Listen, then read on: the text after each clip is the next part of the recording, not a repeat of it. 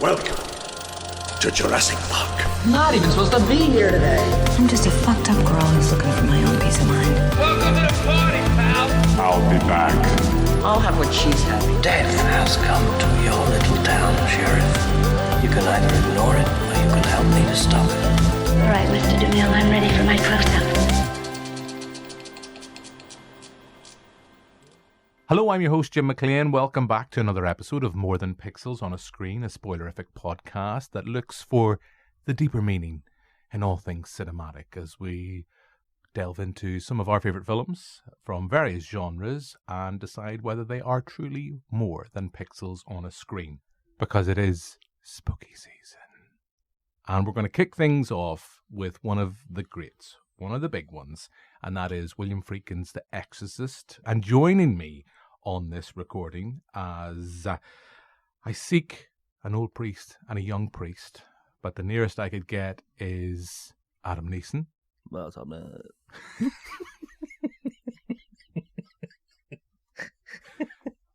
2 hours. It's going to be a 2 hour Don't be pod. cutting any of this out. I know, no. Of course not. No, it's going to be a 2 hour pod. I told you bring your pajamas. You're going to be here all night. Yeah. It's very Northern Irish comedian, kind of Braun Brand what you're going there, Adam. You know, kind of expect you to hang out with like Kieran Bartlett and all that kind of stuff. I I thought want I to was say talking this, to Shane Todd. but I was Best New Act in 2011's Comedy Festival in Belfast, so don't mind you. The big break's going to happen. You know what, 12 years ago? Still making it?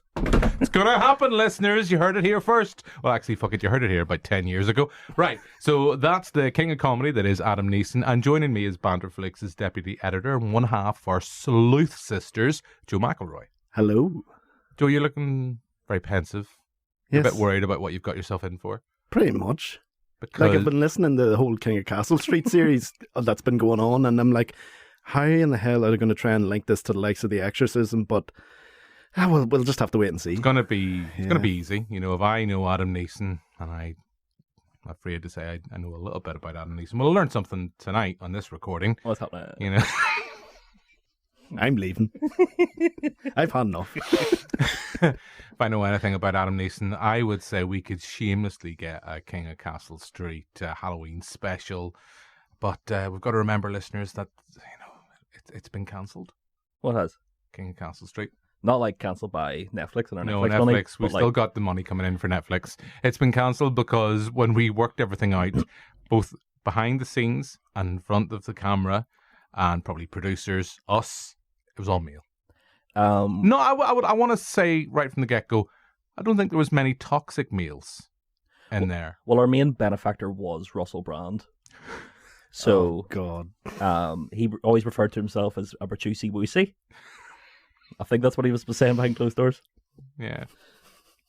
I don't know anymore. I'm not comfortable. I'm not We're not comfortable even anymore. 5 minutes This in. idea that I thought of, like, I'll make Adam the co-host. It'll bring some bants. You're like, oh no, he's bringing the edgy material right from the get-go. I've had about 2 hours sleep. Yeah, it's all right. It's going to be good. Yes, so King of Castle Street, the Halloween special. I'm sure there'll be many mentions throughout this pod and the subsequent episodes. And I've already mooted the idea of maybe a King of Castle Street Christmas special. And if I know our listeners, as well as I know Adam Neeson, I know one person will at least listen to that. But anyway, that's all in the future. On this episode, we're going to be talking about The Exorcist as it celebrates its 50th anniversary. So without any further ado, let's play a clip. I'm a friend of your mother's. I'd like to help you. You might loosen the straps, son. I'm afraid you might hurt yourself, Regan. I'm not Regan. I see.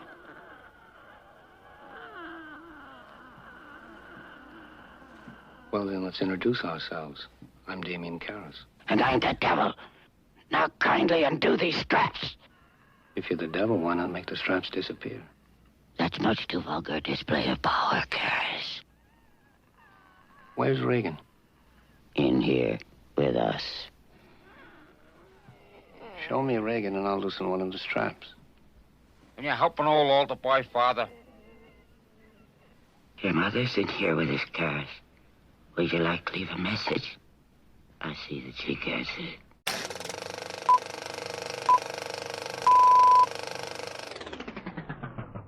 So that's a clip of The Exorcist. Adam, you got a little bit scared there when you were listening to that, because that's the devil. It's the fucking devil, man. It's the devil. So I think let's get the formalities all kind of over and done with. We usually keep this to the end. Is The Exorcist more than pixels on a screen? Yes, of course it fucking is. Yeah. Yeah, we're going to get that over. So podcast done, 7 minutes in. Let's see if listeners, nearly an hour and a half of rambly bants like this from Adam.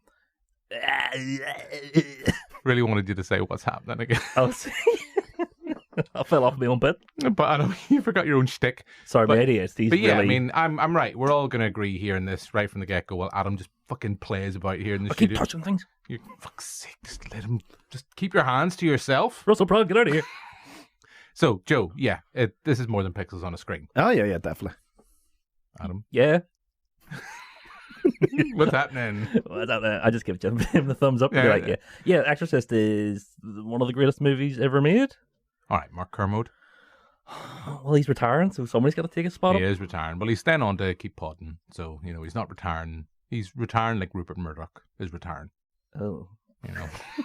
I was hoping he'd die. Yes, so The Exorcist, I do love this film, and it's one of those ones I just remember the kind of fury, not when the film was released, I'm not that old, but the fact that it was banned for so long here in the United Kingdom, and then was finally able to be seen in cinemas, going to see it. I don't think I was 18, I think I snuck into the OMA multiplex, or I was able to get in underage, and kind of watching it, kind of going, what the fuck was all the hullabaloo about? I don't get it.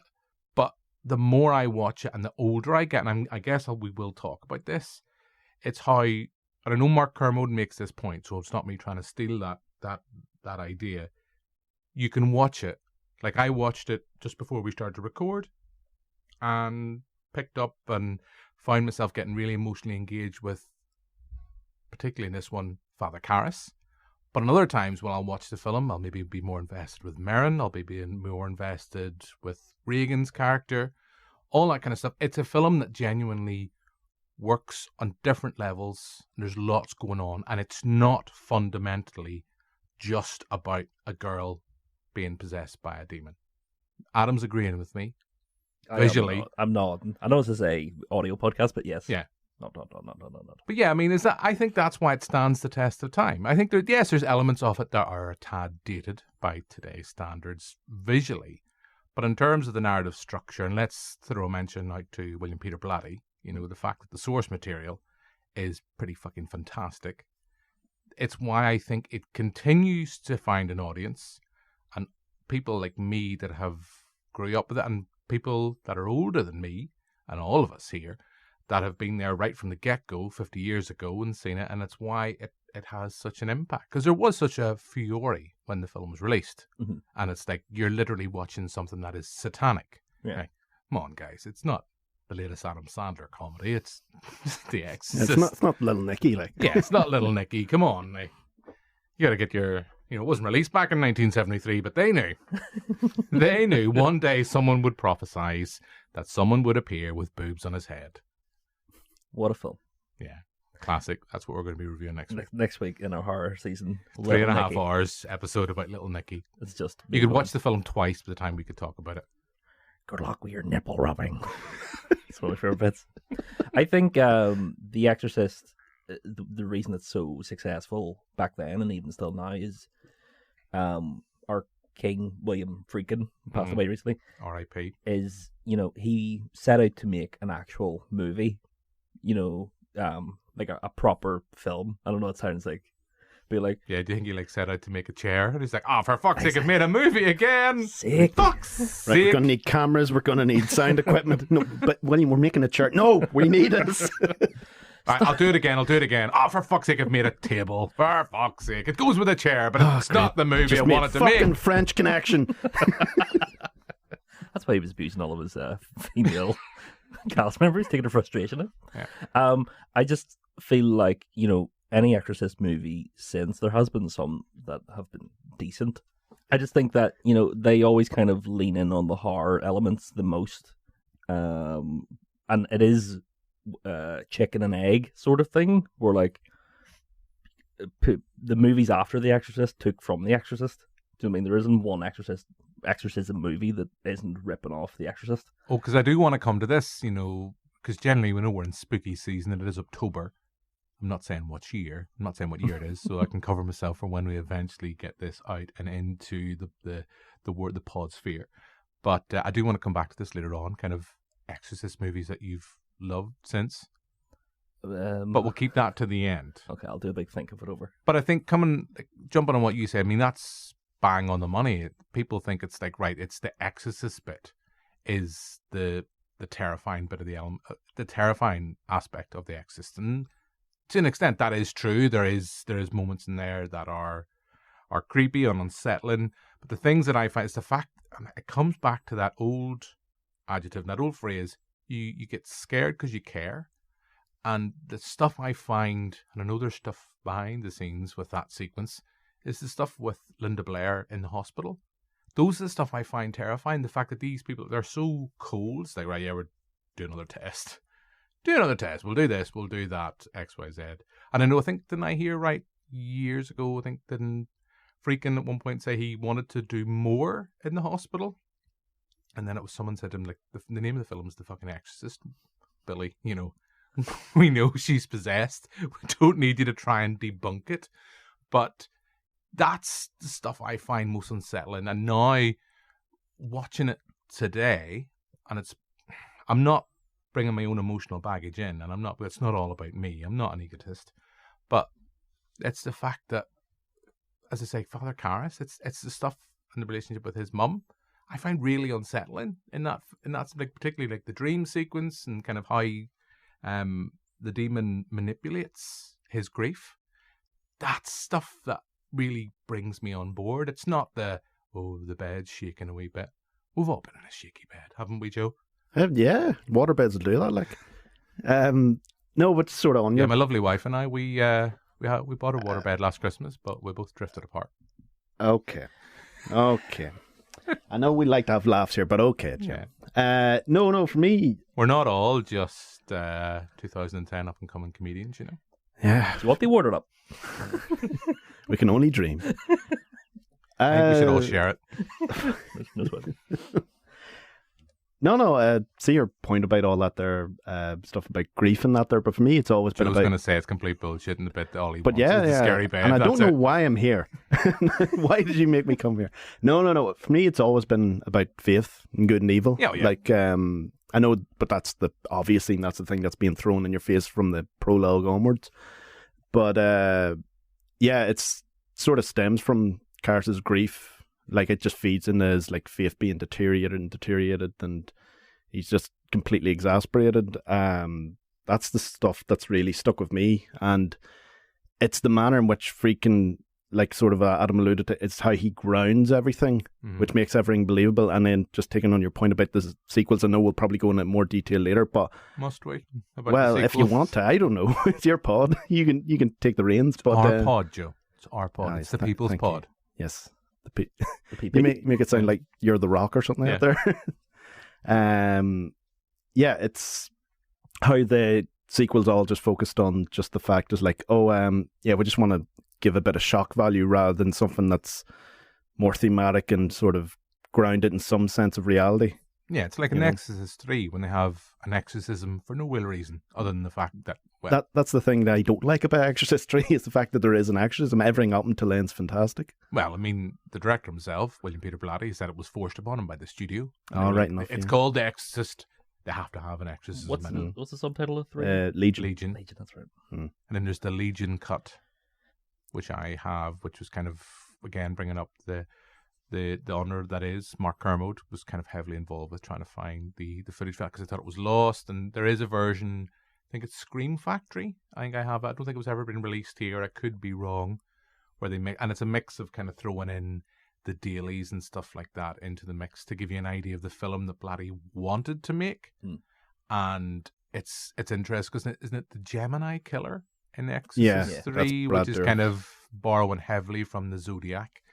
And there's elements, I mean, even in the actual version of Exorcist 3 that was released in cinemas, I mean, everyone knows that iconic jump scare that's been copied and replicated so many times. It's only because you, a couple of weeks ago, Adam, were on the TV show. We were talking about The Nun and the Nun 2, more importantly. None of this, none of that. And when I remember watching the trailer for The Nun, they steal that jump scare completely in that sequence. Also, do you remember the third remake of Black Christmas? Oh, I've only watched the first one. I couldn't be bothered with the remakes, to be honest with you. The one about kind of... It's like, we're girls, we're going to do it. Yeah. And fucking Carrie Elways is like a big hooded man. But they literally, shot for shot, take the fucking, like, woman coming out of the door. With the shears or whatever it is. It's dreadful. I fell asleep during a movie, and I've never fallen asleep during a movie ever. Ever? Apart from Black Christmas. Yeah. And maybe another movie. Joker for the 5th time. No, I'm wide awake for it. Had to absorb it in. Every time. It's like, no, I have to be certain. 5th time. Do I like this? Do I fucking like it? Maybe. No. Fuck it. Did I fall asleep? No, I have to watch it a 6th time. Fuck it. I watched it so many times because I'm just shaking my head every time I watch it and tutting. I can't hear it or see it. Yeah. Okay. So, jumping back to The Exorcist. We were talking about Exorcist 3, so we're kind of on brand.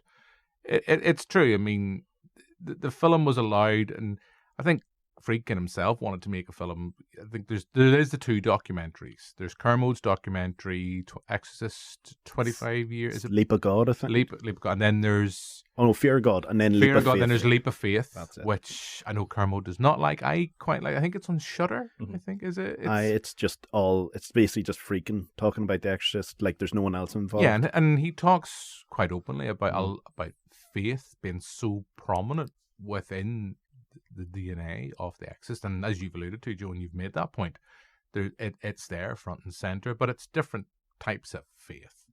You know, there's faith in doctors, there's faith in each other.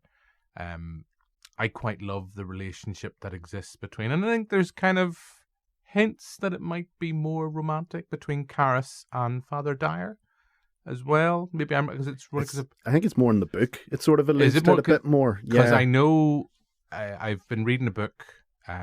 It came from the closet, which is all about kind of queer coding and kind of queer subtext within horror films. There's a great chapter about Jennifer's Body, a film I absolutely love. I know it's flawed. And they talk about that and little things like the elements within The Exorcist, and kind of looking at the fact that we have, could this exorcism be coming about, could this possession of Regan be coming about through the fact that it's a dysfunctional family, a family that's broken down. We have... isn't it Burke Dennings? Burke Dennings is the director, and I think there's allusions that him and Chris McNeil might be having a relationship. I know there is some talk within the film that he might be abusing Regan, but I think that is just the demon taunting Chris McNeil. I don't know. Have you read the book? I have, but see, the thing about that there is I never got a sense of that at all. I always struggled to understand, like, why did Burke get killed the way he did?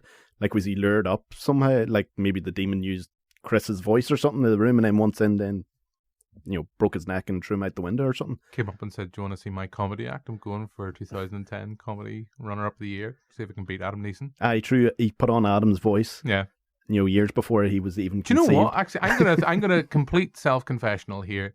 Today was the first time when I watched that film that when Regan does she said, do you know what you did? Do you know what she did? Your canting daughter. Don't know why it's Danny Dyer. Danny Dyer. You cunt, slag. You fucking cunt. But I didn't realize that was. That was the first time I realized that was Burke's voice. I never had picked it up before. I thought it was. Pardon me as I burp on air. Very unprofessional. I wouldn't do that when I'm reading the news. But I always thought that was just the demon's voice. You thought she was just doing a bit. Pazuzu. Yeah, I didn't realize it was. I didn't realize. Showing your shoes, Governor. I didn't realize that it was Burke's voice. Off? Yeah. Yes. So we know, and I mean, she does it quite sometimes because I know Pazuzu does. They are able to imitate Caris's mother. Demi. Yeah. Oh. Why you do this, Demi? See that sequence when he walks in and he's just looking at his mum on the bed. Oh, it breaks my heart. And it's Jason Miller plays Caris. I think everyone kind of talks about Merrin, Max von Sydow, and Ellen Burstyn as well. But Jason Miller is just and Linda Blair I'll throw in as well, but I think Jason Miller is fab in that role, who's just someone in every scene you see him, he's filled with such inner turmoil, and it's that sequence near the end. I know they kind of play it for joke. It's with him and Father Dyer when they're in the room and he's putting him to bed and he's quite drunk, and it's like I thought stealing was a sin, and kind of all the chats and kind of how he wants to get out of the church and get moved away. Yeah, I just think I don't really have a question, but I'll throw to you. I'll throw to you. No, I was going to say I was supposed to be Stacey Keach. He was literally he was like cardinal, and then Jason Miller sort of like stalked Friedkin and said, "Nah, I've read the book. I need to play this role." And he's like, you can't have it. It's already been cast. And then he's like, right, I'll fly myself over to LA. We'll do a screen test. So he did one with Ellen Burstyn. Then once he watched the dailies, he was like, yeah, we're going to have to recast this. Because I remember reading somewhere Jack Nicholson at one, was it the studio wanted Jack Nicholson? I know Brando was at one point the studio wanted for the role of Merrin. Yeah. And I think Jack Nicholson at one point was talked for Sure, they asked Kubrick to make it at one point as well, and there was somebody else famous, I can't remember who it was, like they handed it to them two first, because Blatty went to Friedkin's like, I want you to direct this, because a prior sort of encounter where he showed faith in Blatty over a project, but then it was later on, he was like, I want you for this, but just know the studio have two options ahead of you, Kubrick and then I can't remember the other director's name. They both turned it down. It's like, yeah, it's all yours. Especially after The French Connection came out, it was like, oh yeah, well, it's easily yours. Because it's interesting. We've talked a bit about Friedkin. He comes from The French Connection. Sorcerer's not next. It was after Exorcist. I know what I mean is there's a film after The Exorcist before Sorcerer, I think, isn't it? Or is it straight to Sorcerer? I thought it was straight to Sorcerer. I think he might have done a TV movie. I could be wrong. This is a Jim McClean half fact. Sorcerer 77? So maybe The Brink's Job? I thought that was always before French Connection even, but Sorcerer came out the same day as Star Wars, didn't it? Aye. Sorcerer's such a good film. It's one of the best ever. Still haven't watched it. I bought it on Blu-ray and was like, gonna watch it. There's your homework. Let's watch Joker for another time. You're sitting down, Sorcerer's in the Blu-ray player, and it's like, I want to see Joaquin Phoenix go down them steps again. Do you know when you have a movie... One Joaquin goes a wee dance. Oh, we're going to see it in that fun sequel. Do you know whenever you have a movie that you know is really good, and you kind of just, like, if you have it on Blu-ray, or you have it somewhere, and you don't want to watch it because then you won't have something to look forward to? No, I definitely get that. Do you know what I mean? Like, I've had Sorcerer beside my TV. You've got Joker 2 to look forward to? Yeah, I have a pile of Blu-rays beside my TV. That's like... all just Joker Blu. He opens up the Sorcerer one, it's just Joker. No! How'd this happen? I have like... Do you know what I picture in my head? You know the episode of The Simpsons when Homer wants to go to the clown college? Just you sitting at home, but it's just Joaquin Phoenix. Everybody else is Joaquin Phoenix Joker. But that's it. You've held me back long enough. I'm going to watch it for a sixth time. That's what I mean. He was watching The Exorcist, and whenever Cars flies down the steps, he just sees Joaquin Phoenix dancing instead. Oh, God. Fucking... Remember you made me watch that shit film Ghosted? With yes. Do you remember whenever they go to the Exorcist steps? Yeah. It's a shame. Poor old Chris Evans and Anna de Armas. Fuck him. It's a shame that William Friedkin was still alive. That he had to hear about that. I like to think he was probably just so drugged up in medication in his final few days he didn't have to endure such things. Or he's busy with his own film, which is coming out soon. He's like, what the fuck are you talking about? I'm making my film here. He's like, what the fuck's Apple TV? When did he turn into De Niro? William Friedkin stars in The King of Castle Street. Because Friedkin talks like... it's a bit like Trump, isn't it? He's a Trump, isn't he? Go ahead, Jim. Trump. Trump impression for me? No, I don't want to do it Exorcist 2 is a piece of shit. I don't want to do that. I don't want to do McDonald again because it's not very good. But I'm worried because with all this money to bring Jerry Stiller back from the dead, should we maybe spend that money and park Jerry Stiller? Although I think he's the heart and soul. He is really. Of King of Castle Street. Because really The King of Castle Street is a soft reboot of It's a Wonderful Life. Yeah. But Jerry Stiller is the ghost of both Christmas past, future and present. Wait, who's supposed to be Jimmy Stewart's character in all this? Scorsese. Oh, okay. Just trying to build a picture in my head. Is he? Well, who else? Who's the main star? Well, then King Hell's who's going to be the villain? Mr. Potter? Who's going to be Potter? We haven't cast Friedkin. this role. Friedkin could do it. No, Friedkin. I couldn't have Friedkin. He could, sure. When fucking, what do you call him? Michael Mann, when he was doing Manhunter, he wanted Friedkin to play Hannibal Lecter. Like, it was a true story. He wanted him, and then he's like, what? Fucking What about Hannibal Lecter? Nicholas Winding Refn? Yeah, just Nick for Friedkin just to Winding tear him Refn. fucking apart. That guy. Somebody get this man a medic. Can I just say, Joe's alluded to it there. If you've never seen The Exorcist and you've listened to this pod and you've already got so far and you go like, it's half an hour in, what the fuck are they talking about? But if you take anything from this, watch The Exorcist if you haven't seen it. Watch Sorcerer if you haven't seen it. Watch a lot of freaking films, let's be honest. Bug, Killer Joe. And Joker. But also look for the YouTube interview between... I don't really know what the setup for that was. It just kind of like an interview or chat between the two? Was it? I think it Nicholas was Winding Refn was doing an interview. He was interviewing Friedkin. Because it was sort of like an inverse of what Friedkin did with Fritz Lang. Yes. So he was like, right, I want to do the same thing. I think that's what it was in between Exorcist and Sorcerer. Probably I think it was his little the thing he did with Fritz Lang. He looks constantly pissed off throughout that whole interview. He's like, I was having a nap. And this young man wants to talk about films.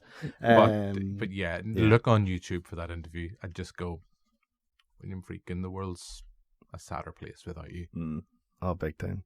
Just any time he's like doing Q&As, just look up like William Friedkin Q&A and it's just absolute gold how he just does not give a damn about anything. Well, I didn't give two fucks. No. Yeah. Especially now, obviously, but you know. Well, definitely not dead.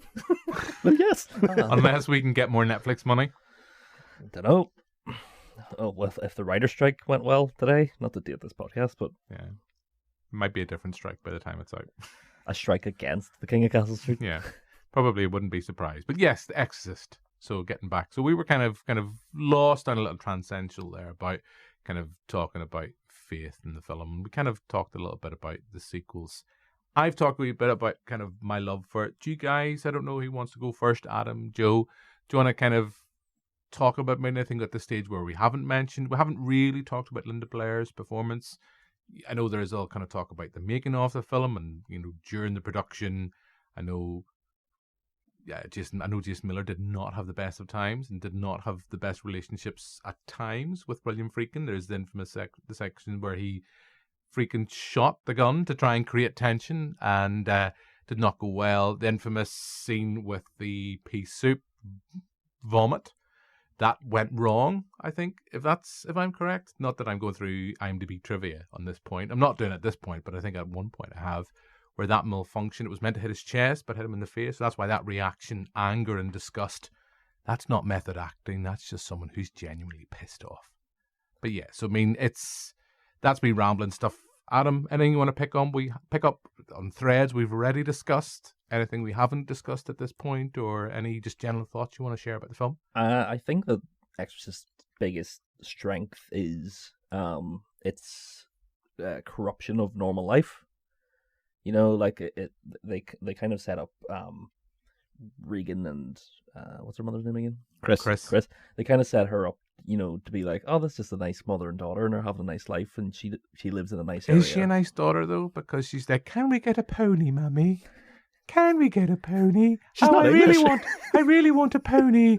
I want a pony. You're like, fuck up. And then she won't even give her mum a biscuit. Runs off with the biscuit, whatever it does, and after she's the fighter man underneath the stairs. Kids will be kids. Yeah. But it is when she's walking down the street and you do hear tubular bells walking down the streets. I was going to start singing do a diddy do. It'll be a different movie. Yeah. She'll look good. Now I'm going to have to download that clip. I'm going to have to get the song and I'm going to have to combine them. Yeah. She's walking down the streets of Washington. You know, you think if you seen that clip out of context, you'd be like, what's this nice wee drama about a mother and her child?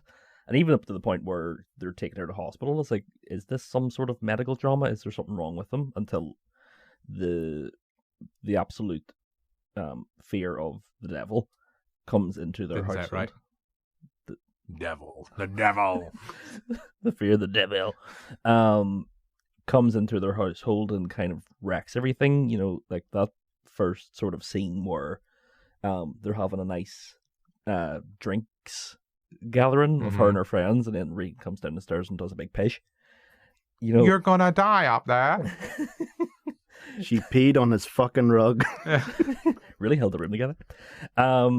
It is that, like, if you were there at that party, you'd be like, what the fuck is this?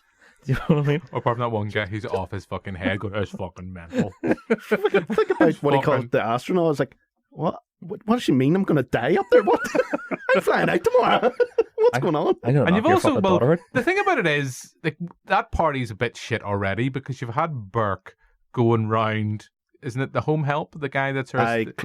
You're a Nazi! You're a Nazi! No, seriously, you're a Nazi. It's like, Nazi, Nazi, Nazi, until he finally loses the plot. Did Burke become Italian? Yeah. You're Nazi! Yes. No, we're not going down that. We're not going to mention Jared. But yeah, I mean, that party's already kind of shit at that point. As you're like going, fucking hell, how the fuck? Have a wee drink. Get round the piano there, mate. Someone really needs to fucking piss on the carpet. They're livening things up. There's shite in the piano. Regan, come downstairs, love, and fucking let rip on the fucking rug there. Here, love. Have you another wee drink of water there? Sink you that pint before you go down. Yeah, and give me that hand. I'm just going to put in a wee glass of water for you, just to get you right. Does anybody smell Cocoa Pops? No, it's Sugar Pops in it. Cocoa Pops is poo-poo. Yeah. Regan's got a big mop. Thank you for that. Wild smell of asparagus, hi. You're definitely not getting her fucking... She's definitely not getting her pony after pissing on the carpet, like.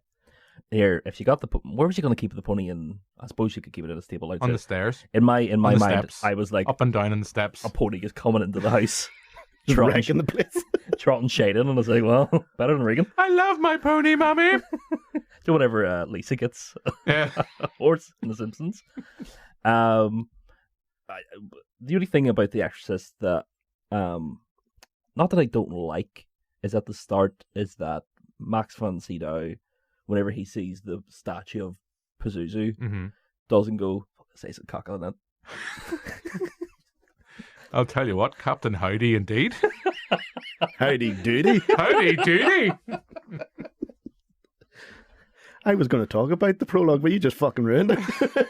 Like, unless you were going to start talking about the I love the prologue, but then it just feeds in there. Do you know what I do love about it? Like, Why do you love it? I'll give you a segue, right? Enough of the big cock statue, right? Yeah. But the sound design and the soundscape of that opening sequence, is it Iraq? Northern Iraq, yeah. Northern Iraq, where it's set. And just the sound, particularly, like, I must have seen over the years, I've definitely seen The Exorcist in the cinema. I'm nearly certain I have, because I think Kermode did a thing for Cinemagic, or maybe might not have been Kermode, it might have been Ralph McLean introduced it. When you can't get Kermode, you get Ralph McLean. And then when you can't get Ralph McLean, after about 15 other people, you come to me. But anyway, that's enough. That's of me trying to sell myself. But I remember I always loved the soundscape of that, like the dogs and the music, everything kind of going on. It's just superb. Yeah, no, it's bloody brilliant. And you've got an actor like Max von Sydow that you can just literally go, right, just stare at the camera and I'll watch. It's also pretty good old age makeup because whenever he got... He's 40. Yeah, but like he's meant to be in his 60s. Mm-hmm. And then whenever Max von Sydow came into his 60s, he looked exactly like that. Yeah. They like nailed the old age.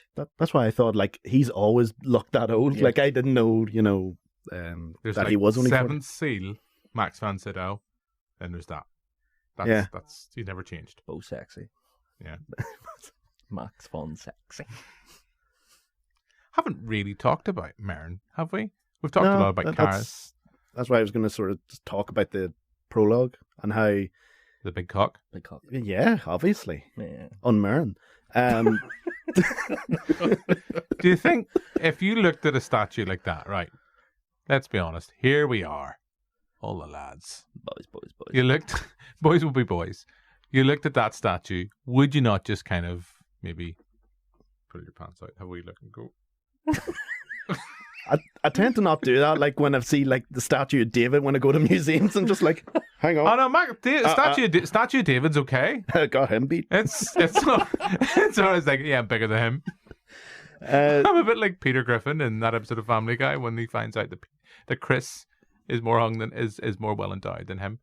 He's like, yeah, that's. Well, I like to think that he was talking about Chris's penis, and then you looked down at yours and went, yeah. Yeah. I don't know, maybe just me. It's just a natural thing for me every time I see... Another man's cock? Yeah. Well, not another man's cock, but another That's why he's man's not cock allowed on at a the swimming statue. pool. Another man's cock on a statue. You will be tempted to kind of go, here, sorry, love, I'm just going to have to go here to the bathroom a wee minute and just kind of pamper myself here and just have a wee look and go, don't measure up, do you? You're not going for a cock fucking- reassurance, are you again, Jim? I'm looking for cock reassurance No. against the demonic entity that is Pazuzu. It is a big one, like. Yeah. He's got You're his going to speed. struggle to let him in. Oh no. I was worried this would happen, and it's happened, so I'll just go with it. But no, I don't really feel compelled to, check myself out after seeing a dick in a statue. Mm? He said compelled. Yeah, you did. Oh well. God. You have to bring it back to the Exorcist. Yeah. Know it's a good movie? Repossessed. I wanted to mention Repossessed. Father, which may I? No, you may not.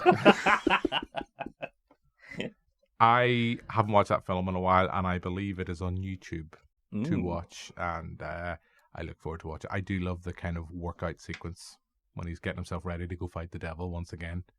So there's your homework. Yeah. Watch Because Linda Blair has been repossessed. You know what? It's probably better than a lot of the sequels of The Exorcist, to be honest. Yeah. So why not? Repossessed, I have a big soft spot for. It's bad, but like Leslie Nielsen carries it. It's like Spy Hard, where you're like, this is shit. Oh, I love Spy Hard. Jim, no. You're like the only other person I know that has seen Spy Hard. I'm a big Weird Al man. Yeah. Have you seen Spy Hard? No, I've seen bits of it. I just remember that he does like the Bond sort of theme at the start of it. Yeah. Where he just You've keeps... got to spy hard. You're watching Spy Hard. Spy Hard, Rowan Atkinson. See in that at the end? Doesn't he play like the Bond type character? Does he? Or am I having a fucking Are you? shit? Are you not thinking of him in Hot Shots Part 2? Oh, maybe I am. Where I think he's kind of the guy that's... I can't move. They've tied my shoelaces together. The bastards. Still say every so often it comes up in my memories on Facebook. One of the greatest ever uses of cameos in cinematic history is in Hot Shots Part 2 with Charlie Sheen and Martin Sheen. Oh, so good. You're great in Platoon. No, what was it? I Loved You in Wall Street. Oh, that's what it was. Yeah. It's just perfect. Yes. So sorry. We It is were Hot Shots letting Part you... 2, by the way. Yes.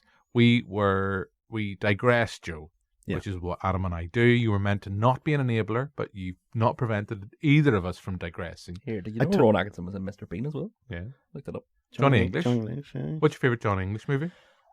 One, because it's got that banger Robbie Williams intro song. Man for All Seasons. Yeah. Fucking boom. right. Yeah, fucking movie. Anyway, sorry, Joe, you were talking about the opening sequence of The Exorcist. It's great. The second best movie after Johnny English. Of course. My third Johnny English Reborn. Hot Shots Part 2. Come on, guys. Okay, I'll give you what's the third Johnny English called? I don't know. Strikes There's Again Johnny or English Back or Reloaded. Strikes Back? Could be. I think there's Johnny English Reloaded. I think Johnny English Strikes Back. Johnny English gets a vasectomy. And Johnny English signs on the dole. It's Reborn and Fears. I know your anticipation is on the fucking edge of your seat. Strikes Again. There we go. I was close enough. So, also, he's in Willy Wonka, the new one. Nah. Merry Christmas. No one's going to watch that. So, yes, back to your opening sequence. I was talking about the soundscape, the design. That opening sequence is great. Yeah, that's it. And I think originally it was supposed to be cut. Like the studio went, nah, we don't want that. And he was like, nah, it's happening. We're doing it. And that's that. But the thing that I love about it is how everything from that then eventually feeds into the big climactic exorcism, because you have the likes of the holy medal that he finds, which is a bit strange, just out of the blue. Like he just uncovers this small artifact of Pazuzu, and then he's like, why is this medal in here? It's like, doesn't belong to that time period or anything like that. And then when he's in the office talking to the guy about, moving on from the site and all that, the clock stops, and it's all these like little incidental unsettling things. And like even when Merrin's trying to cross the street, somebody just darts in front of him in a horse and cart and stuff like that. I kind of wish that was in West Belfast. The fuck you did, mate? What the fuck? Fucking stop walking out in front of the fucking horse, you fucking dickhead. I've master said 10 minutes, you wee prick. Yes. And that's why The Exorcist was not shot in Belfast.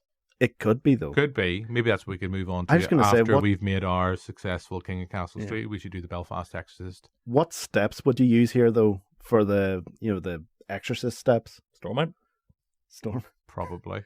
You wouldn't really die if you fell down there. It would just be an awkward and uncomfortable roll. Oh, no. My back. Is there big steps in Belfast anywhere? don't think Maybe there like is. maybe at the top of like a car park somewhere. And I cancelled the car park. And just roll down that way. I don't know. Maybe the top of, I don't know.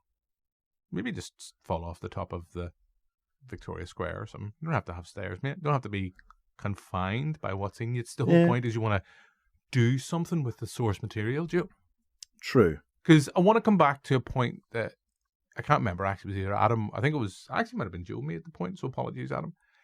The fact that the film's not that obsessed with. Yes, it's about exorcism, but it's not really that focused on showing us the possession of Regan. Because by the time we meet her, it's kind of already started, because before we are first introduced to her and Chris McNeil, she's been talking to Captain Howdy. So we know that's the demon. We know that. But the film never, like, when you think of, what was the Sam Raimi kind of Jewish exorcist movie? Drag Me to Hell? No, there was another one. Maybe it wasn't Sam Raimi. Was it the one he produced with Gary Oldman in it? What's it called? Like, it's not The Rite. That's the Anthony Hopkins one. The Vigil? No, there is one. I know what you're on about. The Vigil. It's flawed, but it's not. It does try to do interesting things. I can't remember the name of the film. It's another it's an exorcism film, but it's dealing more from Jewish faith. And there's big sequences of that where it kind of talks it shows and feels the need to kind of come back to what we've all kind of said, where it doesn't give an audience enough it doesn't have enough confidence in its audience to say, right, this child's possessed. You've just got to go with it. You have to have faith. Come back to what we said, that this is what's happening. But in there, it's like, right, we see like black dust and stuff. I think it's flies or whatever it is kind of, there's a scene where she's out and she opens a little box and all this kind of black dust and it goes inside her. There's a sequence where she opens, it's whatever it is, there's a sequence, it's quite Exorcist, where she's got a medical procedure and it focuses in on the screen and you can see something moving inside her. Apologies, this is a really Jim McClean half fact. I'm forgetting the name of the movie. It's The Unborn. The Unborn. Yeah. Okay, there we go. So thank you, Joe. And is that thank you, IMDb? Google. There we go. And never misses. Never good old chatbot GBT. Never going to let us down. But it's that sense that it's what I love about Friedkin in all of his films. And it's going back to the idea of, I don't know, boring old Jim bringing up Chris Nolan, but it's the sense where he will give an audience a certain degree of competence to say, I trust you to, you don't have to be emotionally invested, you don't have to think it's Shakespeare, but I trust you to say, like, just go, this is what's going on.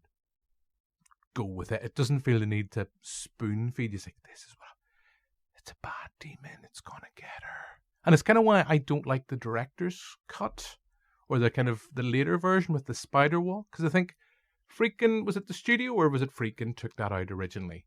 I think it was Friedkin, because the effects weren't sort of finished. Like, you could still see strings and stuff like that there. That's why later on they were able to like digitally remove them. Because I don't really think it's that's the thing. It's kind of I think this was an Adam Neeson point. 2010 comedy runner-up. This is it. Wasn't runner-up, Jim. I won. Oh, did you? Yes. All right. Okay. All right, winner 2010. 2011. Runner-up 2011. Selling the man short. Jesus. 5th place 2012. But it's people who will watch The Exorcist and will go, oh, the spider walk sequence. Ooh, that's the creepy bit that everyone fucking loves. Or the twisting of the head. No, it's not. And it's kind of like, we talked about this with The Nun. It's like quiet bang approach, trying to do scare. Something needs to get underneath your skin. You need to be scared. You need to care about the people. I think fundamentally to be scared. I know I've already said this point, so it's kind of defunct. But it's that sense, I don't really like the spider walk scene. I think it really feels out of place. Yeah, it seems like... It feels like a studio thing. That's like, it's like the opposite of Spielberg with Jaws, watching it going, I know I can get one more fucking great scare from this. No, I can do. And then they've got that sequence with the head coming out of the boat. Is the spider walk in the book? No. I don't think it is. I think it's just a weird thing where Regan just sort of like crawls on the ground and like licks at the babysitter's ankle. It's really creepy the way like he writes it, which is why I'm like, if you were gonna include it in the film, do it like that. You don't need to go. I like to think it was Linda Blair. Be like, what's this? Linda, Jesus! It's in the movie. You're gonna make it. You're gonna be a star. We haven't really talked about Linda Blair, have we? I haven't really talked about repossession. Yeah, true. We haven't really talked about Ellen Burstyn as well. I know she's back for Exorcist Believer. Cha-ching. Well, apparently means she was talked because she hasn't really done. She hasn't been in front of the camera in quite some time. I think. Cha-ching. Is she teaching acting now? Is that the kind of thing that whatever it is, her fee is going. She's got a large fee to go whatever it is school. I think I could be wrong. They threw so much money at her. It's going to be happening. That's just kind of coming back. Oh well, we did that with Halloween. That's going to work really well, bringing her back. I don't know. I suppose we will have to talk about that. We haven't seen it, so it could be great. The trailers haven't sold me at all. No, Ellen Burstyn's not Jamie Lee Curtis. It doesn't make sense, really. Like, when you like get to the end of The Exorcist, you're like, yeah, I'm completely done with that there kind of stuff. Like, even in the book she loses, like, I don't believe in God at all. I don't believe in, you know, this here. I just know that there's something wrong with my daughter, and I know you as a priest can fix it. So, just on that note, can I just say, go before it's in my head, so I want to forget. Oh, yeah, go. That sequence when she finally talks to Karis, I think's fab. I mean, that is a fab. Oh, yeah. Just two actors. Again, it's what I always love. It's understated acting. It's not like over-emoting and kind of going over the top. Just the fact it's like all this little bits of small talk about this, that, and other, and then just the, how do you go about getting an exorcist? Yeah, what the fuck, man? Yeah. Look, you could buy me a coffee first, love, but, you know, all right. Yeah. Have you checked the LPs? Yeah. And that just had like your face in there. Like, I don't know why. No, those are the best scenes. Like even you mentioned that scene, but even the scene when the detective Kinderman. We haven't even mentioned Kinderman. Yeah. I really do. Like that scene with him speaking to her about the death of Burke Dennings. It's just like the whole time she knows, oh fuck, he's going to arrest my daughter. He's going to arrest my daughter. But secretly, the whole time is like, I only want to hang around because you know I'm a big fan. You know it's. Can I get an autograph from it? Is it his granddaughter or is it his niece daughter? Or something like that? But and then she's like, sure, who do I make it out to? Well, actually, it's me. And then they replaced him with George C. Scott. Fantastic. Fucking right. Imagine he was Kinderman the whole time, just shouting, "She's upstairs, isn't she? Get her down here!" Because I love that. It's that sense when you watch that, and it's that idea coming back to what I was talking about with Max von Sydow, someone who can just act with their eyes, their face, without having to feel the need to tell you everything. You can see from her reaction as that's going on in that sequence, it's the realization, my daughter has done this. Mm-hmm. And it's like she might have her suspicions before then, but it's like, as you kind of say, Joe, he comes in, it's kind of talking logically, this happened, that happened. They know, well, maybe did a delivery man come to the door? Could they have done it? And it's like clearly like it's like getting rid of all the possible options, and they realize it because that's like as soon as she closes the door, she's been keeping it all together, and she kind of breaks down, and then you have that another sequence that I understand why it's there in the film, but isn't it let Jesus fuck you? Mm-hmm. And you just kind of hear the kind of screaming, squealing from upstairs, and she's masturbating with a crucifix. Mm-hmm. Not something you say normally on a Friday evening. I get why that sequence there. I think it's a bit OTT. Then lick me, lick me. That's all in the novel anyway. Like even Blatty's gone records. Like, no, I really wanted to push things. He was like, I wanted to think of the worst thing you could possibly do, and then that was it. Buy Joker 6 times on DVD and Blu-ray, and then watch it 7 times once. And shove it in your vagina.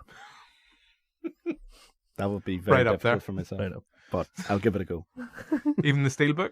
Yeah, you push a button in my arse and it comes out like. And as you press it, the Guy Glitter music plays. Hey, sorry. Just finger my arse while dancing down the stairs. Jesus Christ! It's in the director's cut. How to take the wires out. You know what? I feel like we're like Karis and Merrin on the stairs. It's like, what's the meaning of what Adam's saying? I know. I think he means for us to despair. And I'm just next door, be like, Is he all right? Yeah, he just watches the Joker again. "Dunno." I gotta chuck myself out this window by the time we're finished. Yeah. Oh, yes. But yeah, I do love Kinderman in that. Like he's almost like a Columbo-esque kind of like character coming in that you'd almost expect him to be played by Peter Falk. He's just a lonely fella. He's like, will you go to Have I ever cinema asked you with this me? question before, Adam? Just on a kind of random tangent. This is the ultimate ding of dings with Peter Falk, right? Did Columbo have a glass eye? No, I don't think so. Peter Falk had a glass eye. So was his glass eye acting whenever he was in the role of Columbo? Thoughts, please. Was his glass eye acting? Can he control his glass eye? Probably not. Well, that's what I mean. Then it's glass eye. But Columbo didn't have a glass eye. Well, what if the glass Well, eye he was did then. controlling him? So it's the only thing that's looking straight, Right. but everything else is just tilted. Mind blown, Adam. It's like Columbo's a really shit detective, and he's like, I gotta get out of here. And then fucking his eye is like, don't forget she's the killer. He went, oh yeah, one more thing. Well, one more question. Yeah. Before you go off on your like big dinner in your honor, it's like, oh damn it, thought I was home free. Johnny Cash, you thought you got away with murder. And The Spielberg one was brilliant. You're the one he directed. Which one's that? About the author who was the murderer. It's like the opening shots, just like the zoom in from like him coming to the office to kill the fella, and then zooms out to like the publisher just sitting in his office, and then he comes in, kills him.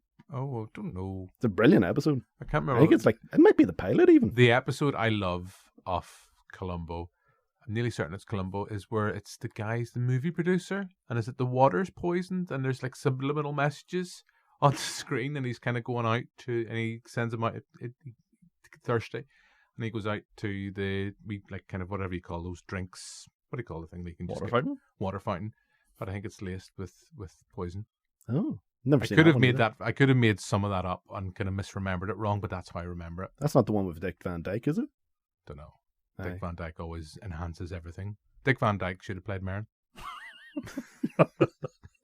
But only in his Mary Poppins-esque character. Step in time. Step in time, Papa Pizzazzo. Step in time. See, if he got chucked out the window, he would just landed safely on the rooftop and started dancing. Oh, yeah. His wee Pure drum chimney kit, sweep. his wee drum kit that he had attached to his back would have saved him. Yeah. Dick Van Dyke and Chitty Chitty Bang Bang? Yeah, yeah. Never seen it. Have you not? Oh. You've never been creeped out then? Your childhood is safe from the... Lollipops, children. Children! Is this the rat catcher man? Yeah. Never worked in Hollywood ever again. Well, People were like, fuck you. they were said they've had a real Russell Brand vibe about Oh, him. for fuck's sake. Oh, God, why are you bringing it back to him? Gotta bring us back to the podcast, guys. Yeah. Yeah, we're talking about The Exorcist. Yeah, it was Russell Brand's Exorcist. Ruh-roh. Do you know why they did a remake of Arthur with Brand? Oh, God. Exorcist with Brand? No, He's not on board? No. no. Talk to David Gordon Green. He'll do anything. Yeah. Here. So do we want to, we've talked for nearly an hour. Do you want to kind of at this point, as before we kind of digress into, let's put Russell Brand into these movies, that movie. Do you want to talk about the sequels? Exorcist 2, I haven't seen in a while. I know it's not very good. I know it's a mess of a film. I remember the last time I watched it, I did take perverse pleasure in just how shit a job, isn't it, John Boorman did in that film, and just didn't know what the first, didn't seem to get a grasp what the first film was all about, but it was there, and it's not very good. I just remember there's stuff with locusts, like a sequence where you follow a locust, and kind of when it's kind of swarming, whatever locusts do. Like they come out of like James Earl Jones' mouth or something like that. Yeah. I don't know. I only like remember glimpses of it in my head, but from what I remember, it was awful. Stephen King was writing The Green Mile at that time. Probably When he Van was Sydow, got an idea. Van Sydow's not in the sequel, isn't he? It's somebody else playing Merrin, isn't it? No, I think he is. I think, he? but I think it may just be clips from the first film. I can't Wait, remember. does Merrin live in the sequel? No, but the sequel has flashbacks. Because I was wondering for a second. It's like, what? The sequel has flashbacks to Africa. Yes, when he done the first exorcism, encounters with Pazuzu. and then it's 4 and 5, which are essentially the same movies. Which is one, as I was saying to you, one's Paul Schrader directed, and another one was the one the studio kind of retweeted. Rennie Harlan came in for it. Which is what they kind of wanted. Which isn't it? It's what do you call him? Stellan Skarsgård. It's Skarsgård. He's Merrin. Yeah, Adam's very excited. Has a figurine. You won't be able to see it, guys, but in my hand I have an action figure of Stellan Skarsgård. ASMR Stellan Just what you Skarsgård always figure. wanted. A reduced figure of Stellan Skarsgård. What was it originally? 26, nope. What did you get it for? 13. There we go. Bargain. Fucking right. You could play with him in Exorcist, 4 or 5, Dominion. Fucking right. Like I said this off or before to the guys, I like to collect figures of actors. That just sounds weird. That usually don't have action figures. Stellan Skarsgård, if he had a Mamma Mia action figure, I'll be all about it. I want to ask a key question, right? So that figurine, I know we're digressing again. Are you ever going to take it out of its box? Of course I am. You going to play with it? Of course I am.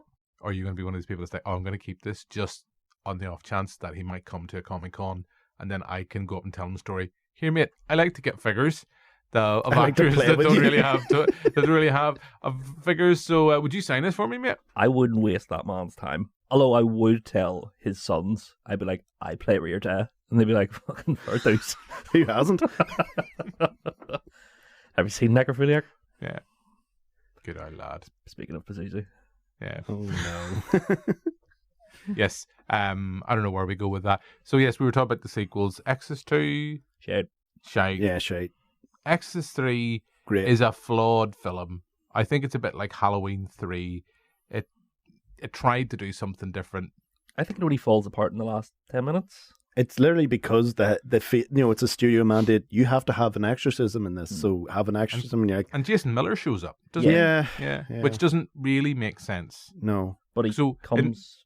It kind of alludes. Yes, when he died in The Dourif, Exorcist, he's gone to hell. He's the Gemini killer, and then he kind of alternates between the two. But is it like a dream sequence with Miller? Is it the same kind of thing that Pazuzu does in the first film? Isn't it meant to be like the behind the scenes thing that they got Miller back and he was such an alcoholic that he couldn't remember his lines, so they got in Brad Dourif? Isn't that the correct? I don't know. You could be right, not though. It's like it was on the Shudder cursed films when they did Exorcist 3, and it was like Miller in the cell, and then the way it cuts to Brad Dourif, didn't give him the whole speech. It's like Miller just couldn't read his lines because he was a big dipso. Yeah. So they went, who's another creepy man we know with a great voice? Oh, Dourif. Was it not a case of Dourif was the actual person in the cell, but the split side was Jason Miller? That's what they were doing, I think. Yeah, that's what it was. Yeah. Well, which could have been great, but it's a nice idea, and I guess it nods back, as I kind of said, to what Pazuzu did in the first film, but it doesn't really make sense. Then we have the exorcism with the priest that's kind of only in it really fleetingly. At the end, he's like, we need an exorcism, and there's no priest in this film. Just get this. But I think he's in. Who's the priest that George C. Scott's hanging about with at the start? That's supposed to be Father Dwyer, isn't it? Oh, yes. Because they're Father Dougal Maguire. Yeah. Ted, you big bollocks. Ted, I've got to do. You let Dougal do an exorcism? Yeah, I was in this girl's room, and there's a great big demon in there, and I got scared. That's pretty much it. Yes, I would like to see that crossover. Pish. Corbin. Why have 2 exorcists when you can have 3 from Craggy Island? Would you like your exorcist? Go on.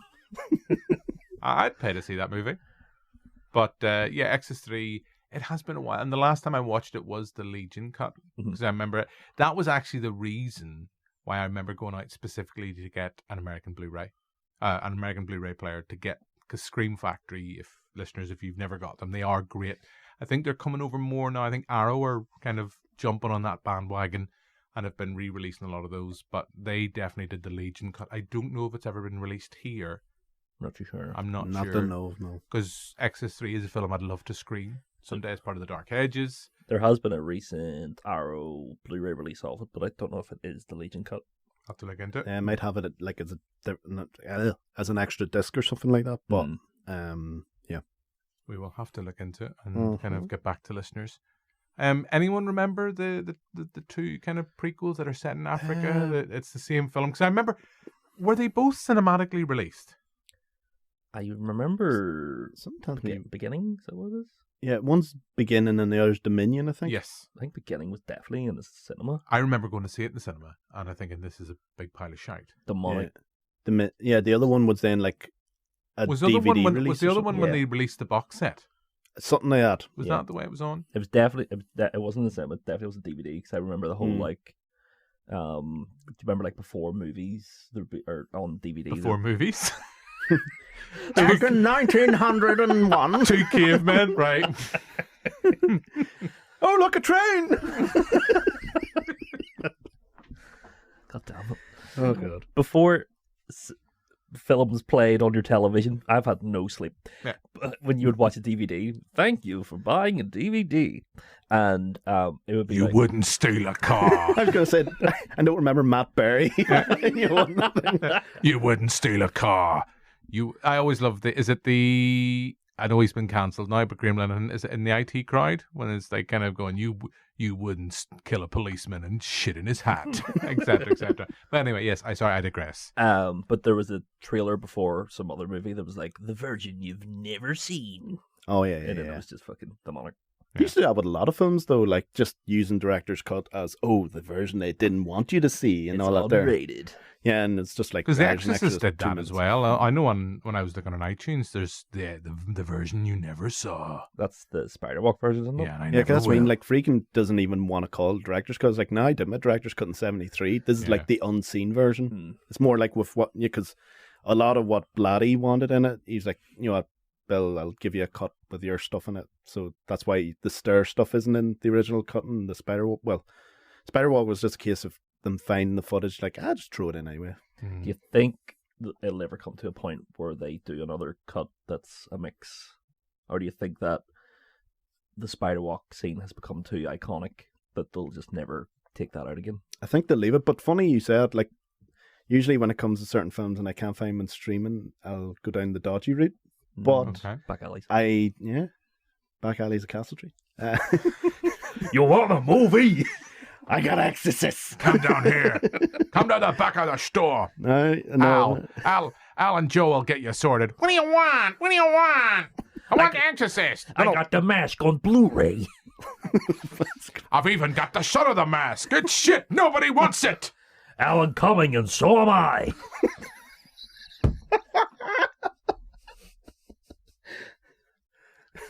Right. I don't know how to go. Hoo-ha! We still don't have any female characters. Is that a woman just walked past it? Look at her giant breasts. Look at that broad. She got a great ass. And you got your head all the way up it. Really kicked out Sorry of this for place. your ears, listeners. Yeah, it's all right.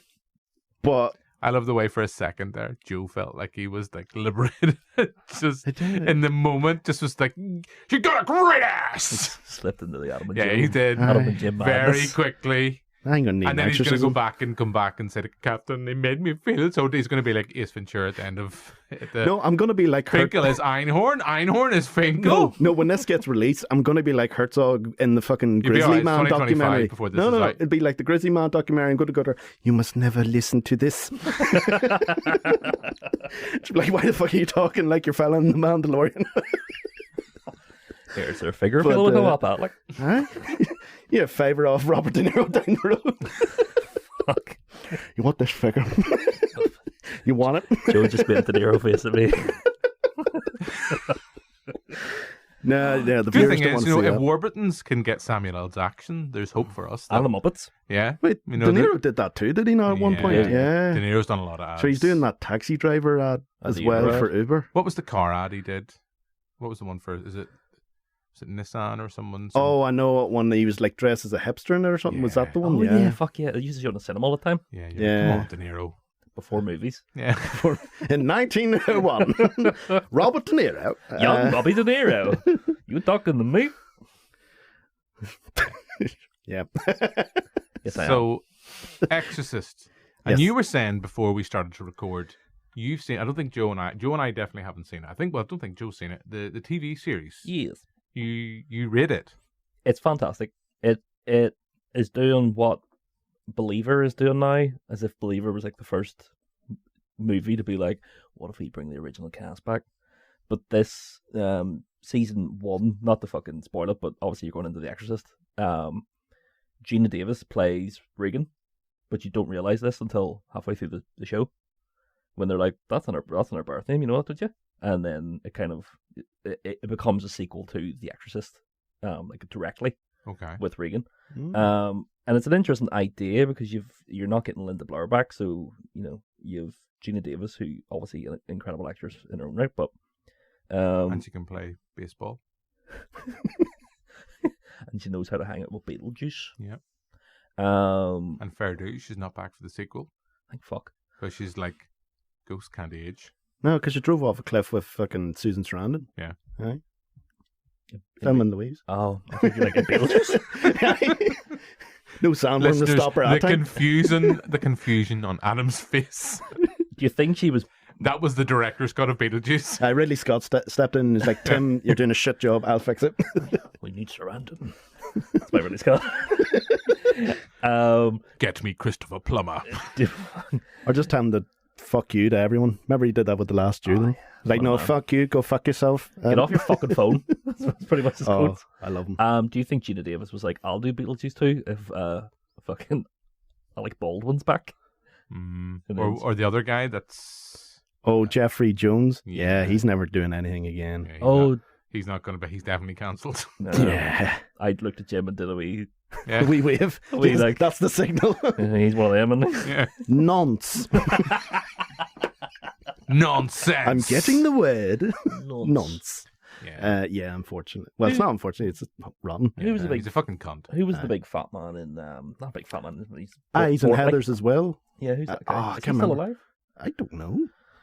When I was younger, I thought he was... listeners. If you're still at this point and listening to this pod, email in. I thought that was Nedry from fucking Jurassic Park when I was younger. I was like, he's very camp and Beetlejuice, isn't he? Didn't say the magic password. Beetlejuice is like, Newman. Brilliant. We spared no expense. Sorry. Just wanted to do a Jurassic Park reference. I really want to do, listeners, I'm going to fill you in. I really want to do a Jurassic Park episode where pretty much the entire show, I just say, we spared no expense. Just because I've rewatched Jurassic Park and I had forgotten how many times Dickie Attenborough keeps saying, it's like, oh, we've got really good ice cream. We spared no expense. Hello, John. Hello, John. Ouch. Oh, there's some famous actor they've got to do the voice of Mr. DNA. We spared no expense. So I'm going to put it out there now. If King of Castle Street works out and we get the big money, I want to make a documentary about the making of Jurassic Park, and I want to call it "We Spared No Expense." You're both of these things linked. Your favourite actor who says that line is long dead, Jim. Here. You're going to need a lot more Netflix money to try and bring him back. If we bring him back, no, I didn't say we're going to bring him Jim. back. I'm just going to say we're going to make a documentary about the making of Jurassic Park, and it's going to be called "We Spared No Expense." It's just an empty chair, and it says Richard Attenborough at the bottom. Richard, what's your thoughts? Just off camera, it's going to be Jim going, "Spared no expense." But it's going to be Robert Downey Jr. just going, "Oh, Dickie. Oh, Dickie." Which I sound like I'm taking the piss. I think it was on 5 Live with Simon Mayo. They were doing an interview with Downey Jr. I think it was for, what was the film he did with Robert Duvall? The Judge. Aye. And they were talking about Dickie Attenborough. He just recently passed, and Robert Downey Jr. got really upset. He's like, "Oh, Dickie." Oh, I Chaplin. I forgot that. Yeah, it was lovely. I'd be upset too if I was in The Judge. That's what he called Duvall. He's like, "Oh, Dickie." Why did I make this film with Dickie? Yes, before I went off on my "we spared no expense" tangent, just because someone mentioned Jurassic Park and I've been busting to kind of any time, because we went to see it in the cinema and it was re-released for its anniversary, and for about a day and a half afterwards, like with Amber in the house, Amber would be like, "What do you want for dinner?" "Oh, we've got pizza in the oven." We spared no expense. Did you go see Jurassic Park in 40X like real man? Nope. I think the cinema that you work in was doing the 3D version of Jurassic Park. I don't know, Jeremy. Yeah. Adam doesn't like us to reveal it, because he's really worried that people are going to come up to him and start talking to him about, here, what you were saying about Pazuzu's cock, like. I'm just worried that people are just going to come up to me and talk to me about anything. I was in, this might get cut, but I know it won't. This is the rules. If it's funny and it's not libelous, it stays in. If it makes me come across like a dick and I find it funny, it stays in. Right, okay. So I was in Crumlin Road Jail earlier on today, filming a nice advertisement for the lovely people up at the old fucking jail. So the old fucking gym? Did you spare no expense? No expense. Fuck off, Jim. You're not even. So I went for a wee walk, because I was inhaling the fucking dust of 1,000 dead men in the fucking tunnels of Crumlin Road Jail. It's not the Green Mile. They haven't hit old Sparky. Like, have you been in it? Delacroix fucking ghost about the place. Just turn around. Hey, boss. Mr. Shinkers. Me and fucking Mr. Bojangles. But was going for a walk and there was a guy. Let me play with the mouse, boss. Give me your hands. A man actually grabbed my cock and I felt really bad. It all comes back to let me tug that, boss. Oh, God. Yeah, the jail. Oh, yeah, the jail. So I was having a wee walk outside and they've got a big helicopter. Remember? And there was a... That's why everyone kept escaping. So you may Damn it! We turned our backs on the helicopter again. They're gone. When will we learn? We spared no expense. So walking past this helicopter... I love the fact that people listen to going, these guys are one. Fucking butt bags. Walking past the helicopter and there was a guy by himself and he was like, can you take a photo of me beside the helicopter? And I was like, yeah, no sweat, right? So took a photo of him and he went, actually, could you stand over there and take a photo of him? And the two other people were with me and I was like, I'll make them laugh by being a dick, right? So he went, could you take a photo of me, but could you stand over there and take it? And I went, all right, you. Out loud. And the guy apologised to me. You're a cunt. I know, it was funny. But did you take the picture eventually? I did. There you go. And it was a nice photo as Were well. you a super cunt? And when you went right over and took the photograph, did you switch it to selfie mode?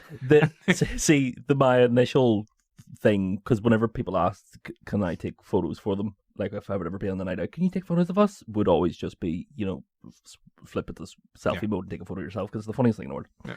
No one's ever thought of it before. No, it was real genius. 2011 comedian genius. So I was thinking to myself, I'll zoom in really close on his face and take a photo of his face like that. But then he threw the old, could you stand over there? And I thought, oh, fuck you, I'll be a dick. Go to the Crumlin Road Jail. You can experience thrills and chills. There's a really good trailer coming out for it. Before movies. Yeah. Before movies ever were. You just have to crank the camera to play it.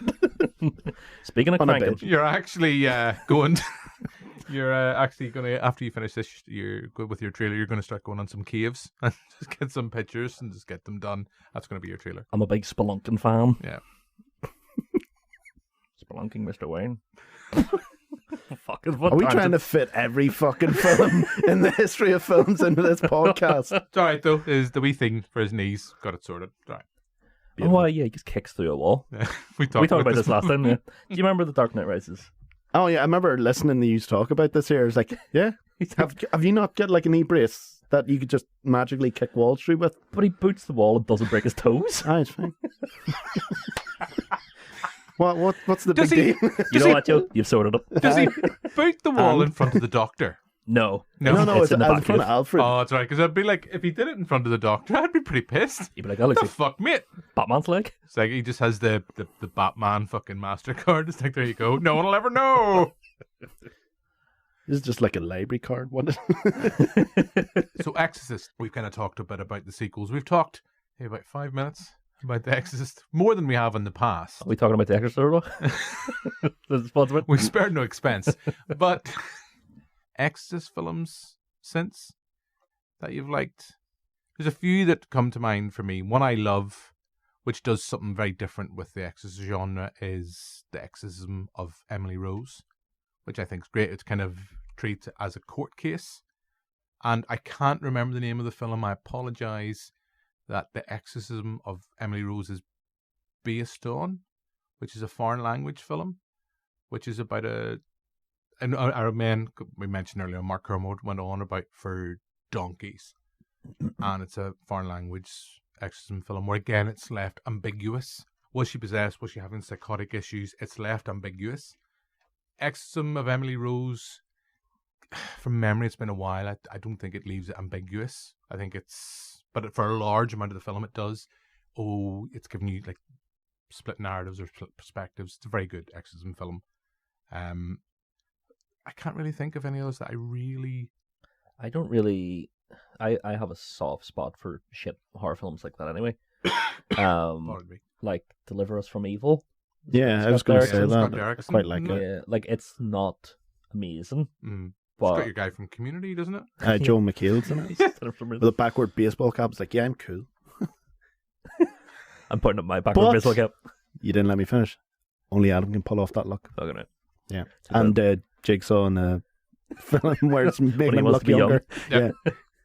Yeah. I don't, because what have I seen recently that's possession-ish? The Nun 2. Exorcist is a lot of fun. I've never seen that. Is it good? It's shit, but in a fun way. Yeah, and I very rarely say that because I'm very much someone who goes, if a film's shit, it's shit.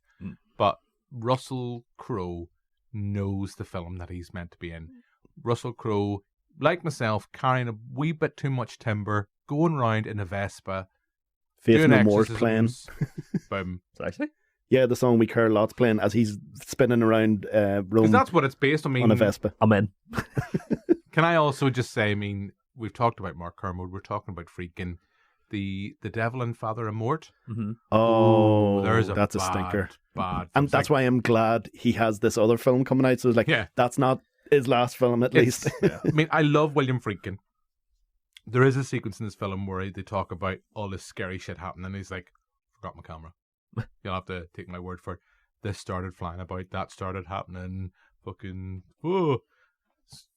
scared me. And he's like, that's what I don't get. It's like, how could you forget your camera? It's literally just sitting in the room the whole time. Do you decide to go, let's take the camera out and then we'll bring it back in, but we won't because we forgot it? Joe, as we said before, Friedkin was trying to make a chair when making The Exorcist. So he's trying to make an exorcism, but he made a documentary that made no sense. It's a wardrobe, isn't it? Yeah. No, it's a documentary. Oh, for fuck's sake. He was like watching it going, this film's class. Is that wee lad all right in bed? He's fucking freaking out. Here, just get love, camera. See you next time. Next time, we're just going to IKEA, right? Just going to fucking IKEA and getting it done. I don't trust that Swedish bullshit. Yes, The Devil and Father Amort is not good. The Pope's Exorcist, which is loosely based, which I think potentially it looks like it might become another kind of Conjuring kind of. Yeah, I think they're doing a sequel, aren't they? Yeah, the studio's kind of bought the rights to his kind of backstory. I'm sure 99% of it is a load of bullshit. It is. But if it's more of Russell Crowe just raking around Italy and various parts of Europe in a little Vespa, I'm on board. And doing as usual, like doing the kind of like silly faces at the devil. Pray for the Devil, was that out this year or last year? Pray for the Devil. I know the name. Was it Pray for the Devil? It changed name. What was the gist of it? There was a devil and you had to pray for it. Bingo. Woman, nun, works for. I know exactly the one. I think it was out last year. Was it last year? Last Halloween. Works for the Vatican. And then they're like, here, but you'll never guess what we got in our basement. Beep, beep, beep, beep, beep. Opening the door. We've spared no expense. It's mock. I'm not being like, go watch that, but it is the closest in recent history to being like, is exorcism mental health sort of thing. Okay. What about you, Joe? Well, that's what I mean. I know we mentioned all those ones, but sort of an exorcism. Joe's went on Google. Well, of course. I suddenly have an encyclopedic knowledge of all exorcism movies. Yes. Constantine. It opens with an exorcism. Yeah. That's great. And it's very underrated, I think. Yeah. Got our LaBeouf. Oh, I forgot he was in it. Yeah, he's the cabbie bloke.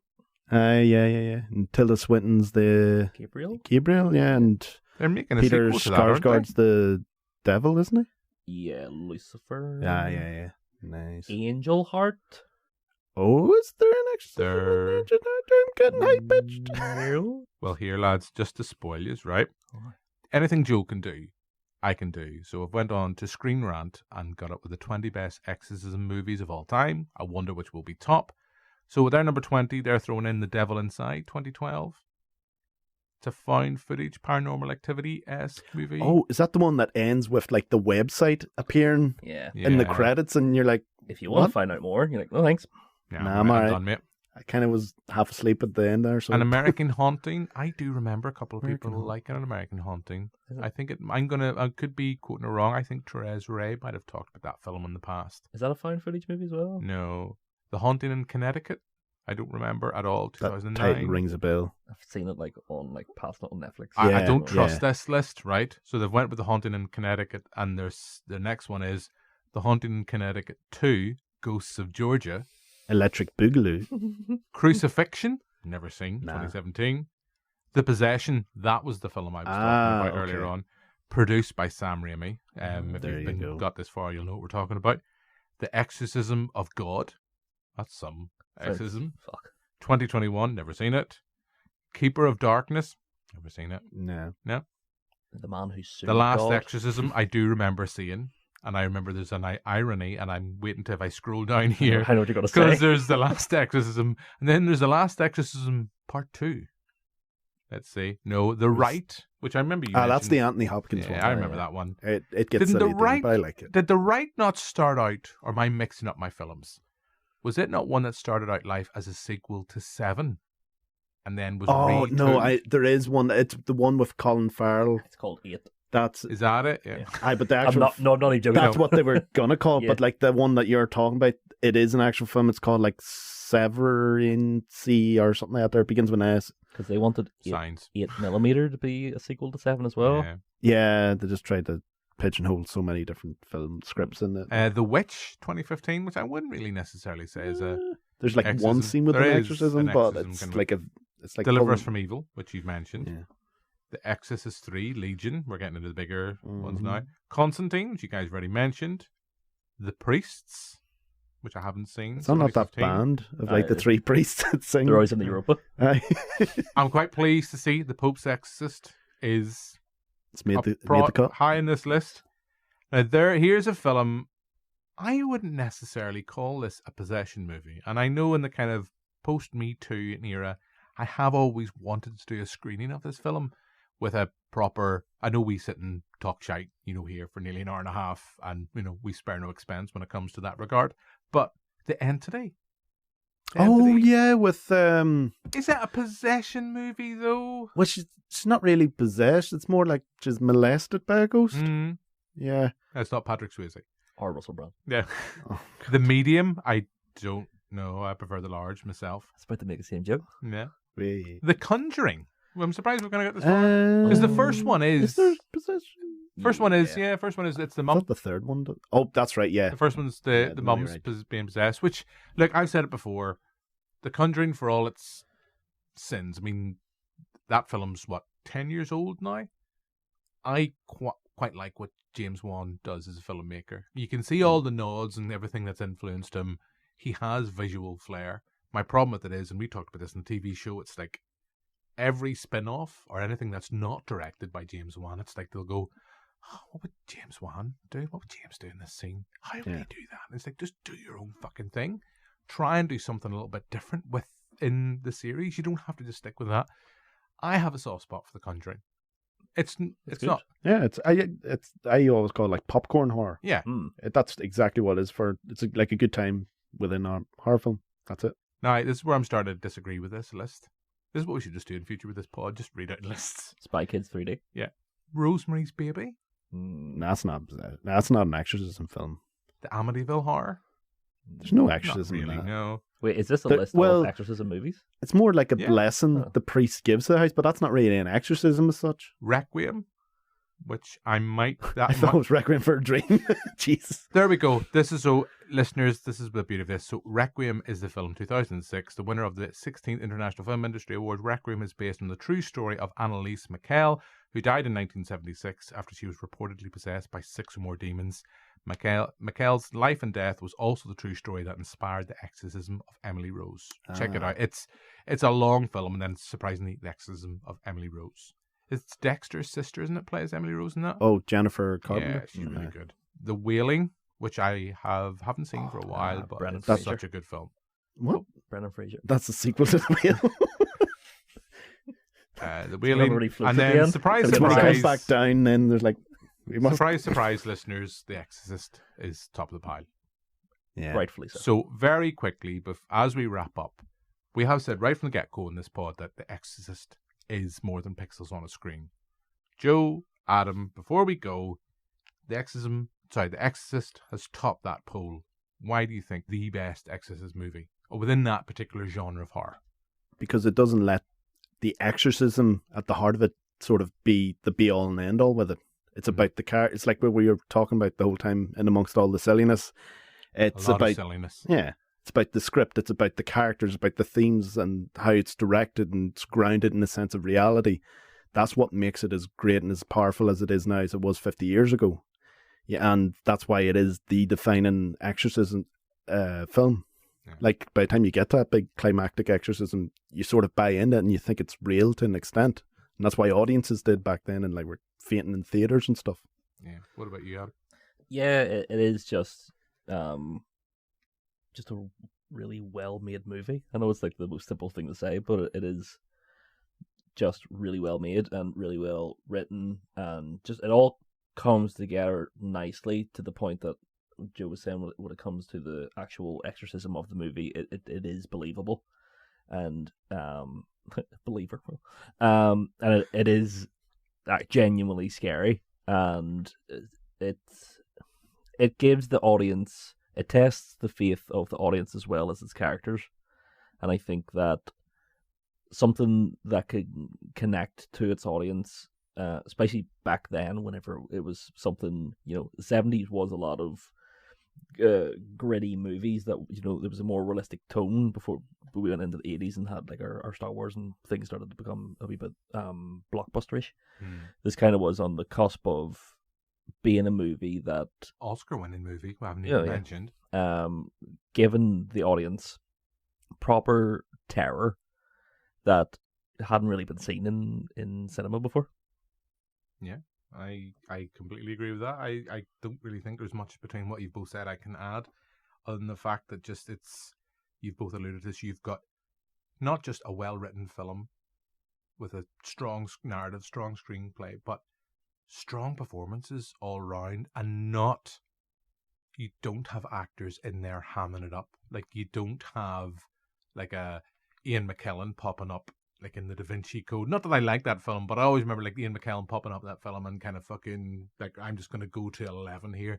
You have actors being allowed to sit back. I talked about this with you, Joe, a couple of weeks ago on the TV show. We were talking about Ballywalter, where you create a space where, and I know all this stuff about behind the scenes, look at Leap of Faith, look at other documentaries and books about the making of The Exorcist, but it's for all the tension that was there at times on set.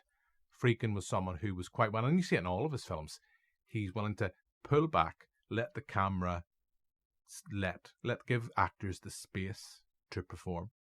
And it's that almost, and people have talked about this before with Friedkin, the kind of pseudo-realism, you've kind of both alluded to this, and the documentary style that he brings to that film, and the fact is, and he doesn't really allow them too much time to come in and prepare the scene and kind of get their perfect cameras and stuff. He just wants it to be as organic as possible. It's just one take, that's what he's known for. And that's why it stood the test of time. So look, that has been our first episode in this Halloween special, and I know, guys, we're going to have you back in a couple of weeks. We're going to be talking about Halloween, because that film is 45 years old this year, so we thought only right to talk about that. But for now, thank you for listening. If you've got this far, if you've got through the randomness, thank you very much. If you've enjoyed it, be sure to subscribe. If you want to go back and find previous episodes within our back catalogue, find out what the fuck we're talking about with King and Castle Street, you can do so. But and find out more episodes and more about ourselves on the Banterflix website. But for now, all that's left for me to do is thank you very much, Joe. Thanks, Jim. Thank you very much, Adam. Thanks, Jim. And we'll see you soon. But for now, goodbye.